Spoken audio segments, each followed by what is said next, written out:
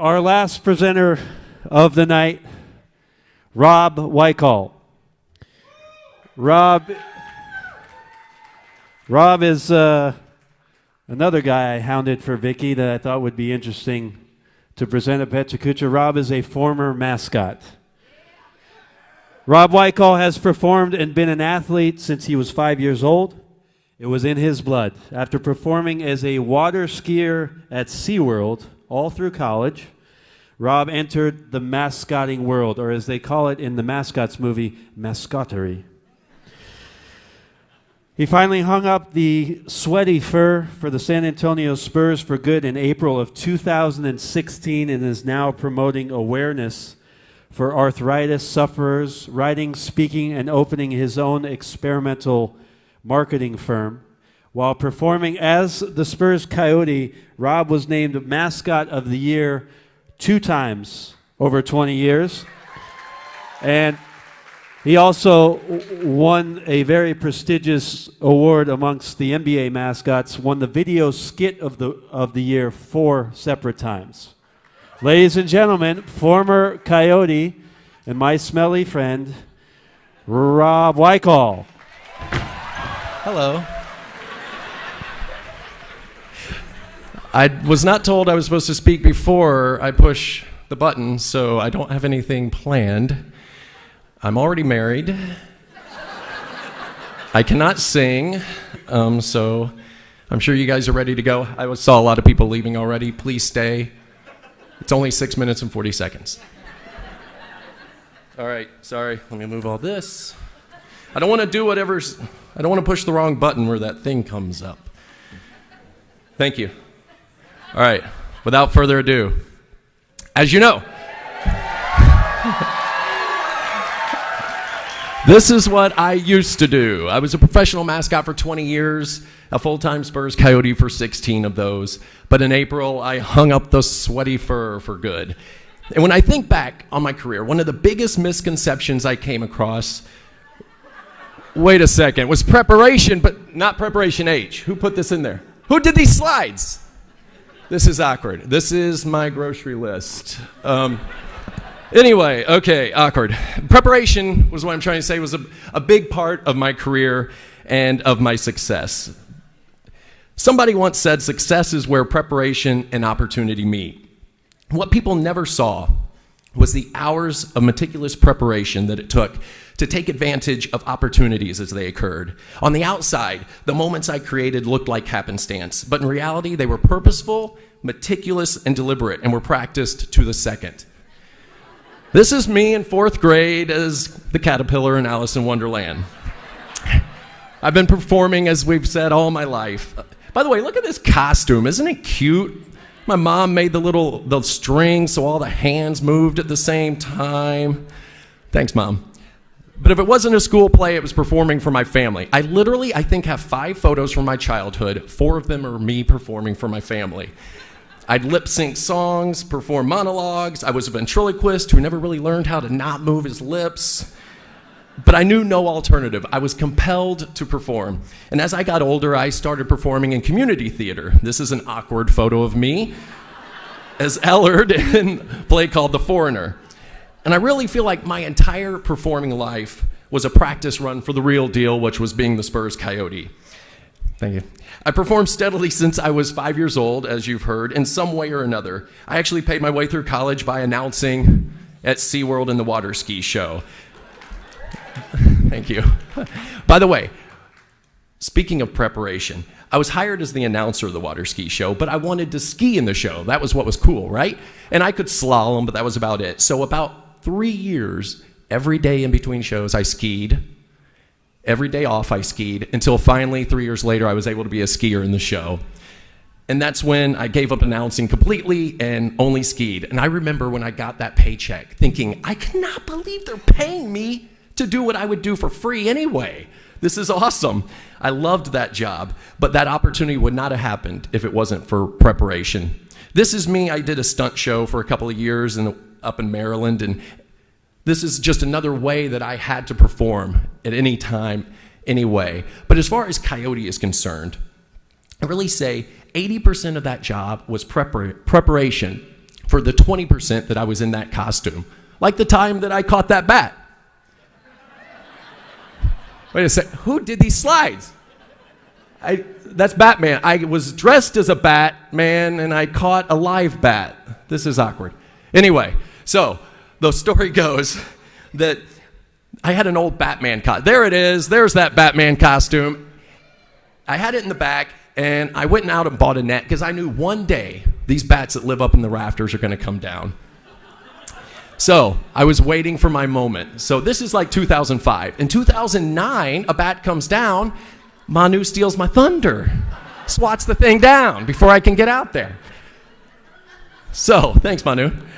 But on December 28th, 2015, 10 years, literally 10 years after I started setting out a Batman costume and a net, 500 games later, a bat comes out while the players are warming up. So, I got out there in about 30 seconds in that costume. As you can see, look at the costume. The eyes are all jacked up. The belt's up high. The costume's all weird. What you can't see is I was ecstatic inside that costume. 10 years of preparation and finally success. Okay, so this is what's called an IFB.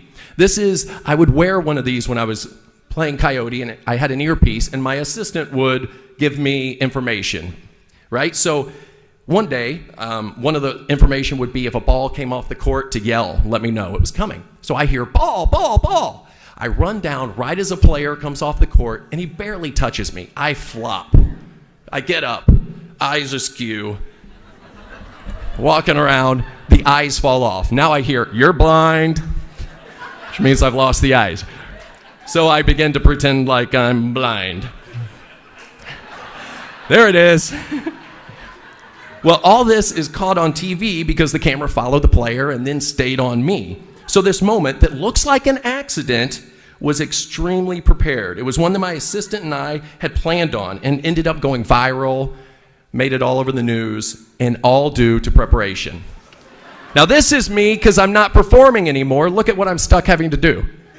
This is embarrassing. This is a buddy of mine who was in a charity boxing event, and I was his hype man. This is what I've resorted to do for free just so I can perform, people. It's embarrassing. But I did that and I loved it. And I also did this. This is a TED Talk that I did just a few weeks ago. Thank you, Chris. And yes, that is a Tyrannosaurus Rex in the background because that's how I roll. But don't worry, that was a one-trick pony or dinosaur, as it were. No Tyrannosaurus Rex, no craziness tonight. Just ready to get this over with. But also I'm doing things like this speech. Wait a second. How do they get that? Who did these slides? This is so weird. But yes, I'm doing things like this. Anyway, since I left the Spurs, I've had time to reflect on who the Coyote really was. And I've learned what made him a success as a character are the same things and the same qualities that make us all a success in life. Qualities like creating impactful moments, being authentic with others, and one of those qualities is preparation. So I want to leave you with this. Be just like the Coyote. Prepare and you'll be a success. Shower often so you don't smell. And make sure to always leave with a bang. Hit it!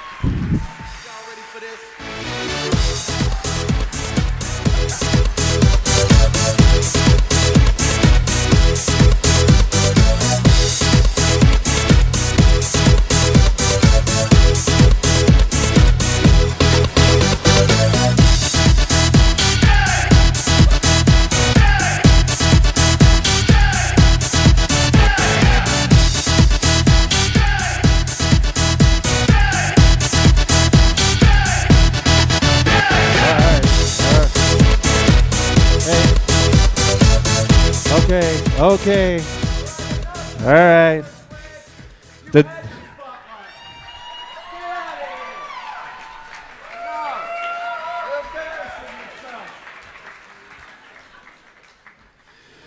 Rob, you got to get a life. Come on this side. Sorry, sorry there was a Tyrannosaurus Rex. Yeah. Never saw that coming. Do you want to tell him that you wanted to be? Do you want to give him? Oh yeah. So I asked Brent if he would be the Tyrannosaurus Rex. He said yes. Unfortunately, he could not fit into the costume. Couldn't get in that thing. I can't believe it. Thank you, Gary. Yeah, thank you to Gary.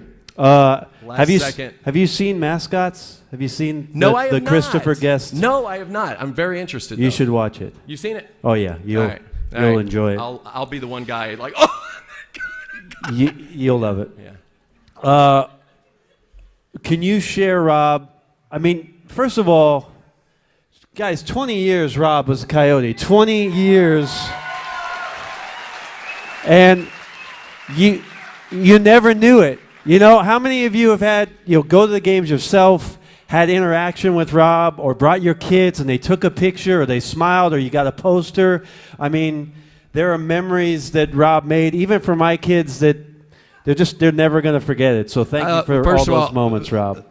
Thank you, everyone, because I got more out of it than you can ever imagine. So thank you. Quick, I want Rob to share one quick story about when the team played in France in the preseason and you came over. Can you tell them about what happened to you? Hey, weren't you on the team at that time? Were you? Yes. Okay, yeah. Thanks. So, no, I do remember it though. Anyway, it was because I flew coach and someone else flew private. So anyway, yeah, sorry. He offered, anyway. So I fly over to Paris, and the team's playing in Lyon. So I have to catch a connection flight, but I'm late. The flight's late, and at that time you had to go, they sent you out through security. So I'm racing. By the way, side note is I used to always carry the Coyote head on with me, because if my baggage got lost, at least I got the head. You know, I'll figure something out. I'll buy some warm-ups and some like gardening gloves or something, right? So I race through security. I get to the gate. No, sir, it is gone. I am sorry. Okay, awesome. I'll catch the next one. It's like 4 hours later. So I, just flew overseas. I eat some breakfast. I crash for a couple hours. And now, okay, I got about 45 minutes. I better get to the gate. So I go sit at the gate. Oh, my God. I don't have the Coyote head. Oh, my God. I just flew overseas and I have no head. I'm freak out, right? Oh, by the way, another side note. I carried it in a trash bag. It's in a black, hefty trash bag. Yeah. So I freak. I'm going to the guys at the gate like, I'm sorry. I don't know what to do, but I lost it. It's in a black trash bag. And of course they just laugh. They stare at me. So I see a lady cleaning. Ma'am, did you choose it? No, did you? Okay. I go, can't find it. I go back to security. By the way, it's like 5 minutes before my flight leaves. I go back to security, and I'm trying to tell the lady that I know no French, by the way. I lost this. It's a plastic trash bag about yay big, and it has a head in it with the hairs, right? And as I'm talking to her, way behind her at the end of this hallway, I see a black trash bag leaning against the wall. And I go, ah! And she turns around. Oui, and they all come over and they make fun of me and they make me put it on and do a dance. But one of the scariest moments. So my life lesson from that is don't lose your head, folks.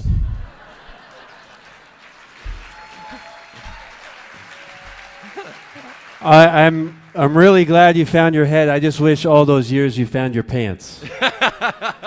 Pants optional. Rob White. Pants optional. Yeah. Rob Wicall, everybody. Thank you, Rob.